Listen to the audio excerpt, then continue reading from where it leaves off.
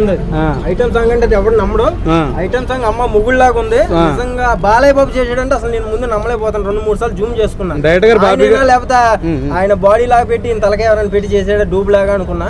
కానీ బాలయ్య బాబు గారు ఇంతకు ముందు వాడారు ఇదే ఐటమ్ గాళ్ళు మళ్ళీ వాడారు అంటే నచ్చిందంట ఐటమ్ గాళ్ళు. ఏమయ్యా ఏం మాట్లాడుతున్నావు నువ్వు? రోజు షర్ట్ వేసుకుంటావు, షర్ట్ మళ్ళీ వేసుకోవా? వేసుకుంటావుగా. ఒకే సబ్బు అయ్యేదాకా అదే సబ్బు రుద్దుకుంటావుగా. మరి అమ్మాయి కూడా అంతే.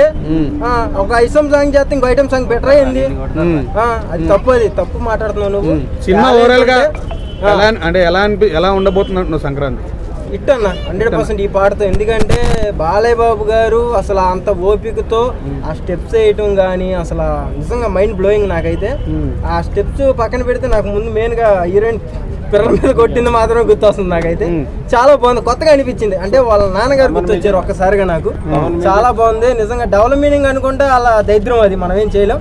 సినిమా లాగా చూడాలి, సాంగ్ లాగా చూడాలి. సో అన్ని బాగున్నాయి. బాగుంది కాబట్టి మాట్లాడుతున్నా. బాగాలేదంటే బాబాయ్ బాగాలేదు వెళ్ళిపోండి అని చెప్తాను. కుక్కను కొట్టినట్టు కొట్టేశాడు. ఎవరో తమన్ గారా? అంతే, ఎవరైనా కొట్టారు. కుక్కను కొట్టినట్టు కొట్టారు. బాలయ్య బాబుకి సెట్ అయ్యేటట్టు కొట్టారు. అది బాలయ్య బాబుకి ఎందుకో తమనే కొడుతున్నా, వేరే ఎవరు కొట్టట్లేదు. నువ్వు వెళ్ళి కొట్టు, నేను కొడితే ఒప్పుకోరు కదా. మరి అది సో దేశం కొట్టారు, వేరే వాళ్ళు ఒప్పుకోరు కాబట్టి. సినిమా ఓవరాల్ హిట్ అంట 100% హిట్. ఇది వెళ్ళిపో 3 నిమిషాలు.